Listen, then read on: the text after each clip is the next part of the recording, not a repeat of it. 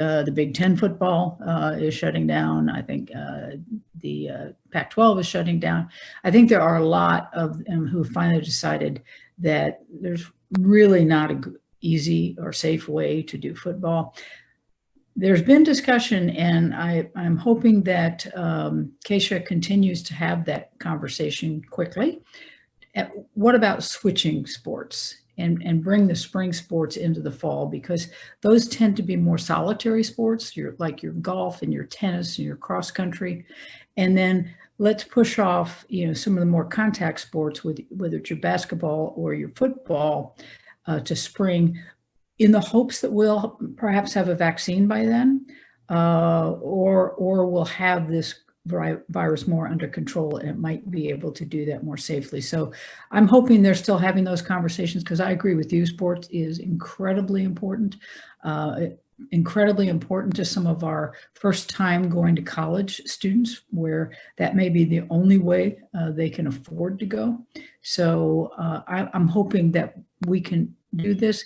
I'm confident that the NCAA and those recognize that, this is not normal now, and they're going to have to look at scholarshiping and all that kind of stuff in a different way also. So we'll keep in conversation with Keisha and see what we could do to encourage just flipping it. Let sports happen, but let them happen when they're safe. Lindsay Buck from Lawrence, Kansas. USD 497 school board made a difficult, but I feel very wise decision to start with online only PD for our educators, which started yesterday. And then we won't have students starting until after Labor Day, and then it'll be 6 weeks online. So of course, with that comes concerns about childcare, so that parents can continue to work. Also concerns for our classified staff, that they have jobs already, and concerns about potential furloughs and things like that. I do want to give our district credit. They had the Together task force all summer, so educator voice was very much included in our reopening plan. And I do appreciate our board for making some hard decisions, but I do think that leaves us in a space where we need to think about how to support families and our community through this. Okay, and so remind me what district you're in. USD 497, Lawrence, Kansas. Okay, you're in Lawrence, and you all did go to online. Okay, well, the one good thing about that is connectivity is probably better in Lawrence than most other places in the state of Kansas.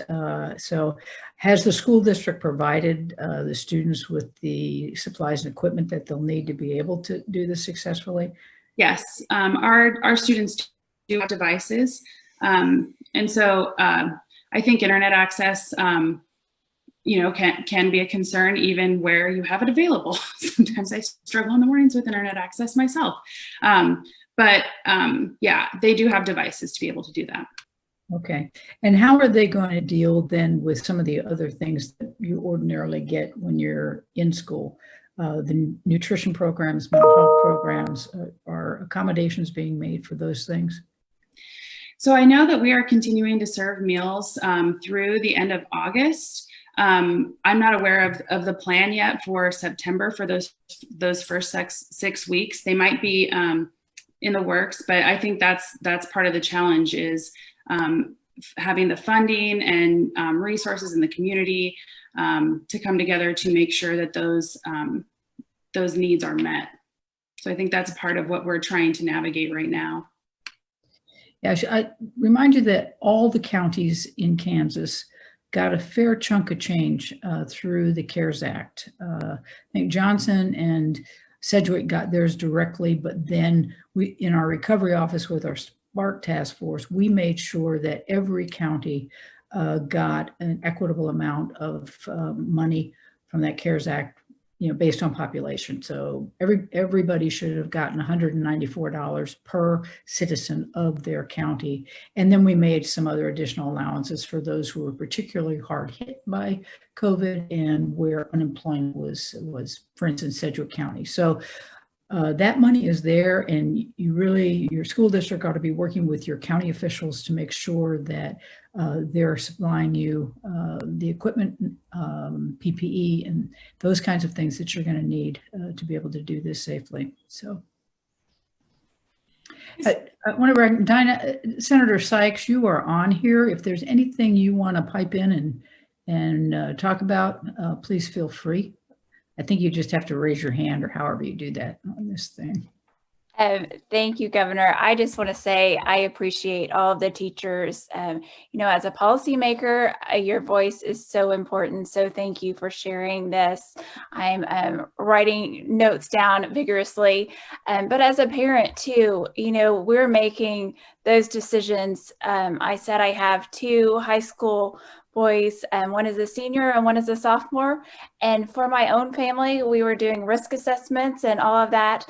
My senior has chosen online right now because a lot of the things that he was looking forward to are not safe right now. So he felt he was able to better do the academics at home. My other son, if it's safe, he's planning on being there in person. But I think that's the important thing is everyone has to kind of look at your own family situations, those dynamics with your kids, the needs that you have. And so thank you for being a part of this process with us. I have been telling my kids since spring break when they got out of school, I was like, whenever you go back, do not expect it to look like it did before spring break. And, it's challenging for someone who likes to plan and wants to know what 2 weeks from now is going to look like. But we really need to focus on the safety of all Kansans and listening to data and those healthcare professionals as we're moving forward. So thank you for being flexible and being on this journey with us. Thanks. Okay, who haven't we heard from? Christy O'Borney here in Hayes. And again, too, I'm going to mirror everybody's comments too, that the State Department and Governor Kelly, thank you so much for your support and diligent planning and staying on top of all of this. It has been hard because things change so quickly. Just when we think we kind of know what we're going to do, things change and we have to pivot quickly. And as educators, when our whole livelihood is planning and based on planning, that's very hard. So that's been a struggle. Our district has been great with working with our teachers and including our teacher voice in all the phases. What we're really struggling with right now is what our hybrid plan would look like for us. We are going back to school on site, and we have the option for some students to also do remote if they choose to through our district. But really and we have kind of a plan nailed down for our remote if we have to go completely remote, but it's that middle ground that we're really struggling with, mostly just because of, childcare issues and, parents who work and the way that schedule may end up looking and how it's so very different with the needs of the high school versus middle school versus elementary. And even within elementary, I teach 4th and 5th, that looks very different than kindergarten, 1st grade. And so that's really where we're at right now, and hoping that within the next week or so, we get some things nailed out because we are going to be starting back with students on August 26th. Yeah, I can tell you that on the childcare issue, that is a major concern and one that we are focusing on. We've got the Children's Cabinet and Department of Education really looking at ways that we can ensure that childcare access is there for parents. I'm working with the Kansas Department of Health and Environment right now. Early on, when we first shut down the schools, we lifted some of the regulations, not the ones that would ensure safety, but just the ones that would allow folks to be able to get childcare set up and running. We're looking at those, make sure that we extend the ones that are appropriate to extend, and then work with some of our childcare providing agencies, whether, in Johnson County Park and Recreation is probably the largest provider of particularly school age care. We're looking at the YMCAs, working with them, the Boys and Girls Clubs, a lot of the entities that are providing and can provide childcare. but maybe not in the way that we traditionally think of it, you know, with the in-home or the small centers, but larger. And we're trying to figure out ways to lift some of the licensing regulations to allow them to provide that backup in a more flexible manner, because if we go hybrid, you know, there'll be days parents need it, days they don't need it. So we're working with them, and hopefully we'll be able to get that in place in time to meet your needs and the needs of our families. Governor Kelly, I want to first thank you for your leadership. It's been great to hear you speaking up for Kansas kids and doing the right thing, sharing medically sound information and giving guidance. It helps our local leaders make decisions when that guidance is coming from the Department of Health and the governor's office. So we appreciate that. One big concern that I've heard is mental health, and not only for our students or for our families, but for our staff members. Our anxiety is high. Christy said we're planners, which we are. The unknowns is taking a toll. Depression and other concerns creep in as the further along we go. So we really need support in the area of that, and providing both our families and also our teachers and staff members that support going forward. I really appreciate your bringing that up. I mean, I'm fully aware that we're seeing mental health near crises in a variety of settings. With our farmers, for instance, it's really spiking because they're fathers and mothers too, so they've got all the school stuff to deal with, but then they also have, just the economic environment in the trade world, all the kinds of things that impact them. So we're fully aware that mental health issues are spiking. What I hadn't thought about it though is exactly how do we build it into, particularly for our teachers. You're right. You guys are operating under very stressful situations. There's nothing worse than uncertainty, and that's all we have right now in many ways, because things change on a day-to-day basis. I'm going to be talking with my Department of Children and Families and Department of Aging and Disability Services. That's where we have sort of our cornerstone of mental health services, but we work with a lot of community partners. Let me see what is happening and what more might happen to be able to address issues that are there now and certain to continue as we try to make it through. Hi, Governor Kelly. This is Shelley Ballard from Valley Center. I too want to thank the state for the guidance that they've given the school districts, and I am proud to say that my district has listened wholeheartedly to its teachers. We had teachers on our operational planning team as well as our learning team. So we've had somewhat of a say-so in what we feel are the best safety measurements for our students and what that learning environment could possibly look like. My district is looking at starting in a hybrid model September 9th after Labor Day. And one of the concerns that has been brought up is if students are past 2 days a week, remote 3, what does that look like for special ed services? And how do we ensure those students are getting the services that they need? Well, I'm going to have to ask you to answer that question. I'm not quite sure. It's going to be difficult. I mean, there's absolutely no way that this is going to be perfect. I'm hoping and expecting that you're working with local partners, who provide for kids with special needs. This is a time when everybody needs to get on board, and so the local. In Topeka, it's called TARC, and they deal with provide services for our IDD kids. There are other entities like that all across the state, and I would hope that our school districts and those organizations and entities who provide for kids with special needs in a whole host of range, whether physical disabilities or the IDD population or autistic, and on, that that those groups are coming together and trying to figure out how, if they combine their resources, they can fill some of those gaps that are inevitably going to happen if we don't have kids in school in special ed 5 days a week. So again, I hope that they're all stepping forward. Along with the mental health, I will take a look at that and encourage, if it's not already happening, that those groups start to think creatively in ways that they can work with the school districts to provide for those kids.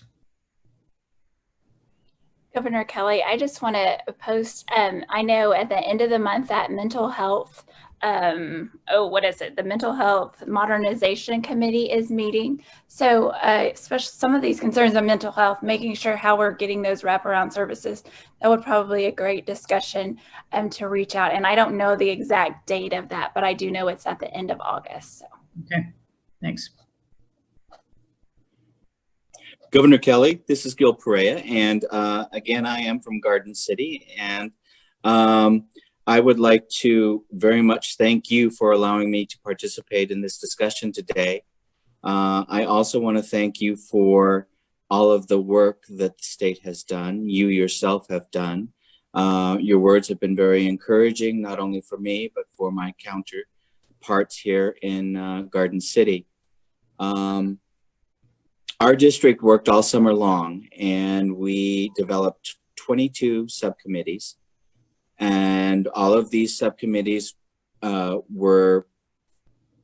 consisted of teachers, administrators, community members, and all of the stakeholders that are within our community. And we developed a plan that we feel very comfortable with, so that we can return to school in the most safest environment that we possibly can.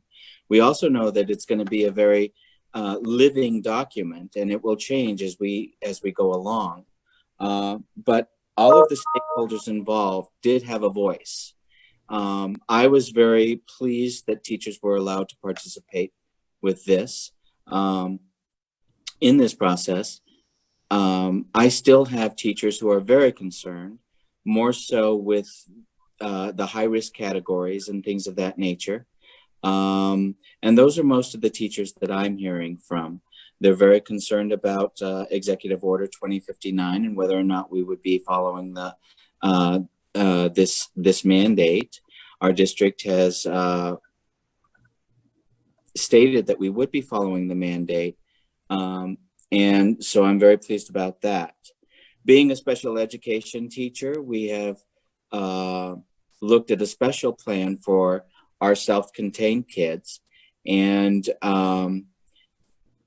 as a teacher for my students, what I did over the summer was reach out to my parents and maintain that contact with my students, even if it was just to say hello, and still have and build that relationship, so that those kids could feel included and still have that safe environment, or at least that appearance of a safe environment, and make them hopefully feel a little bit more secure.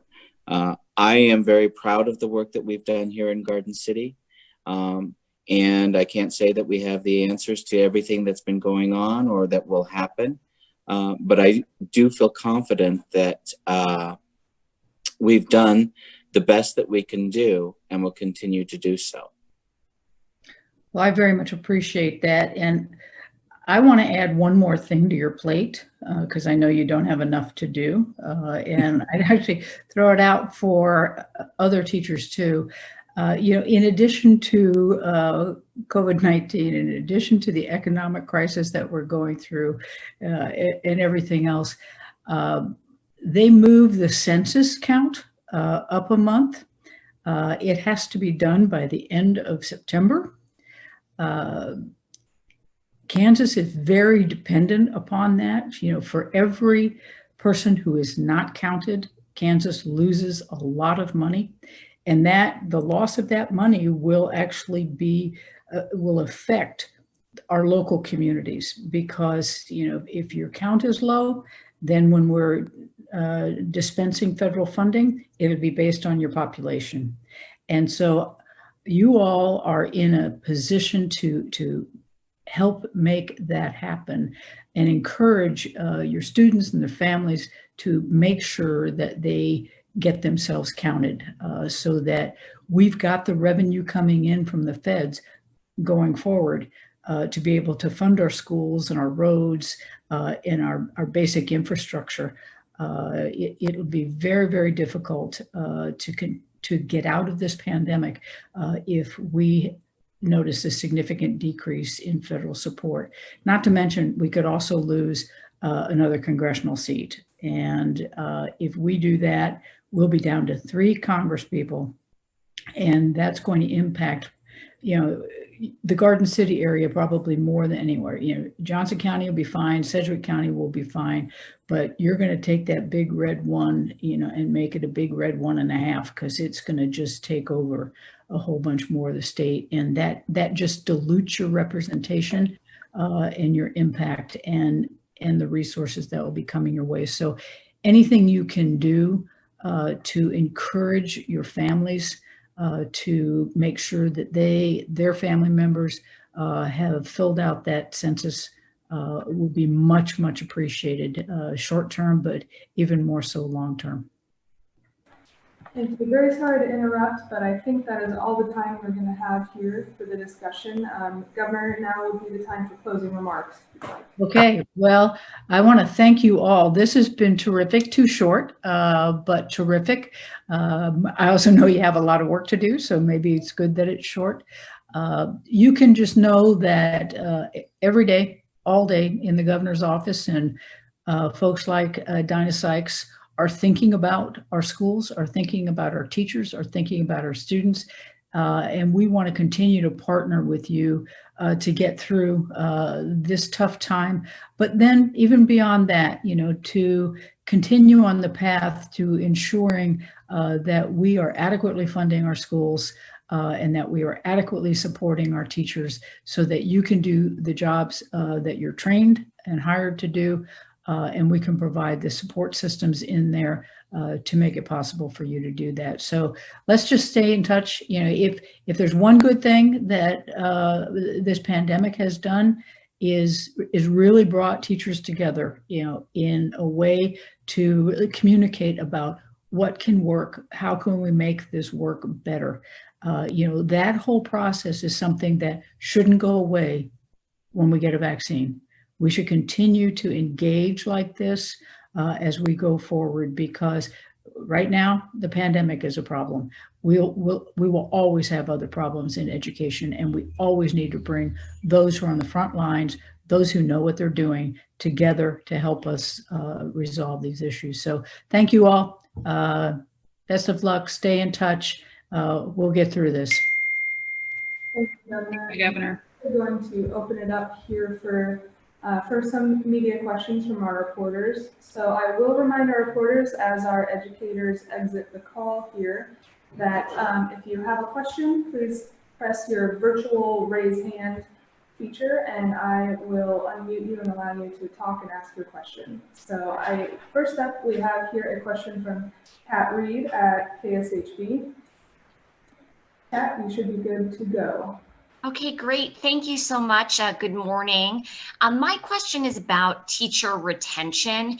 In talking to some of our school districts, I've been asking them, how many teachers are returning. And so far, they've had pretty high retention rates, but I'm curious if that's a concern for you both, that we could lose educators because of the stress around this and the virtual learning. Senator, you want to take that one? Absolutely. That's always a concern. And, making sure that our teachers receive the respect, the compensation that they deserve. When we first went to online continuous learning in March, I think parents realized all of the stress that our teachers have. I laugh because I have a teacher who's like, it's the butterfly effect. We're doing math. And then it's like, oh, there's a butterfly. So I think it's, making sure our teachers have their voices heard, know that they are respected, and, you know, we really do need to make sure that they are receiving the compensation, because I mean, this is only highlighted, you know, mental health, nutrition, all of those things. Our teachers are on the front line doing that for us. So absolutely. I don't know that it has really changed. It's just maybe more highlighted because of the pandemic. And I would agree. I do think that we will see some teachers leaving out of concerns for their own health. They're close to retirement anyway, and might have some underlying conditions and really don't feel that it's safe for them and their families for them to go back into the classroom. I think what that does for us is really puts the onus on us to make teaching an attractive profession, a respected profession. And we have to get that message down into our universities where teacher training occurs, and try to move folks who might have gone into college to major in something else to recognize that teaching is an honorable and well-compensated profession and absolutely necessary. So, and I think there are a lot of people who would like to teach, but shy away from it because the starting salaries are so ridiculously low. So I would agree with Senator Sykes. We have got to figure out a way to increase compensation. We have done that in a whole host of other areas, whether we look at engineering, we look at nursing, medical profession.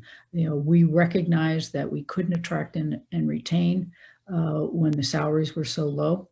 We have too long counted on teachers to teach because it was the right thing to do, and they wanted to give back.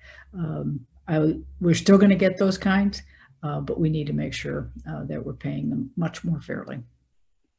I want to also add, that professionalism, especially for our early childhood providers as well, because it's not just daycare. I mean, the early development there is so vital. So making sure that we're making early childhood also a profession, not just babysitting. Our next question here will come from Pilar Pedraza at Cape. Pilar, you should be good to go. Okay. All right, can you hear me? Yep. Okay. So my first question, Governor, you had mentioned that as far as the mask mandate, public health mandate for schools went, that you disagreed with the Attorney General on his opinion about whether or not counties and schools could opt out. What's the next step? Are we looking at another lawsuit with that? Or is there some sort of negotiation going on? Where does that stand?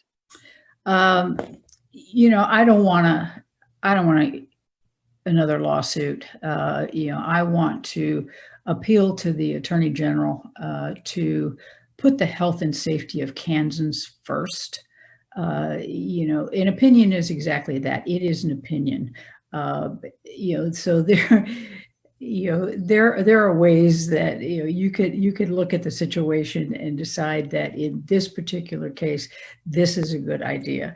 I also don't know, quite honestly, where he's finding the basis for his opinion. House Bill 2016 very clearly gave the counties the ability to opt out.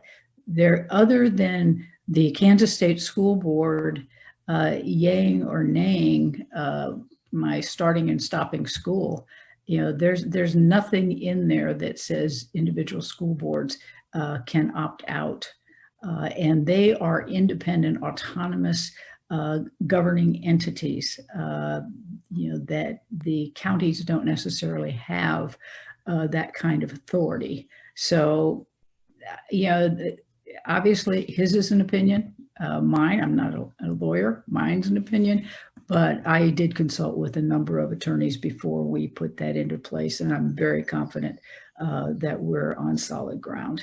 And even if we weren't, it's the right thing to do. We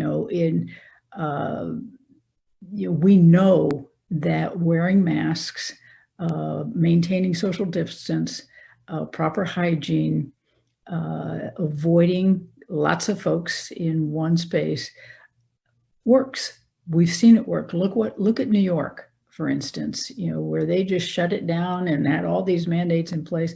And you look at a map now and you've got the states who are bright red and you've got the ones that are orange. New York is nearly a white, clean, and it's because they did the right thing. And I would hope that our elected officials in Kansas would stop playing politics with this. These are people's lives. These are our children. We've got to do this right.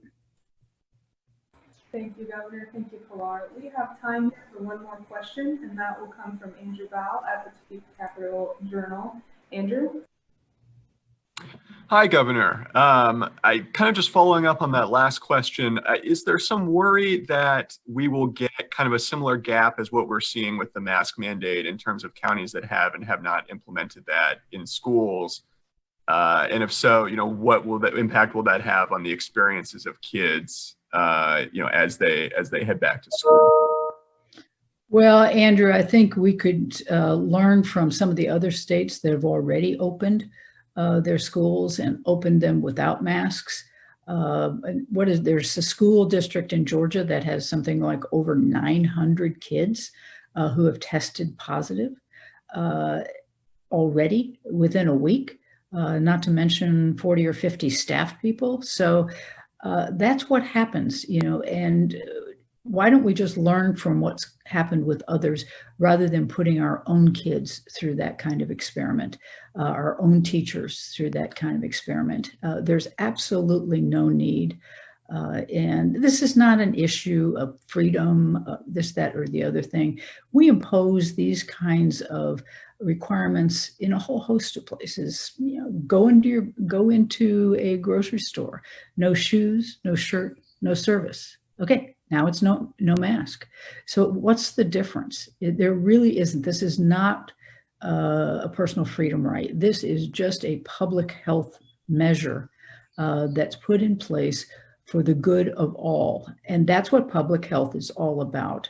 And I'm hoping that our school districts will actually follow the suit of a lot of our counties who initially decided to opt out and now are opting back in because of what happened and because the evidence is so very clear that if you use the mask, you're going to decrease the number of new cases and the spread. So it's very simple.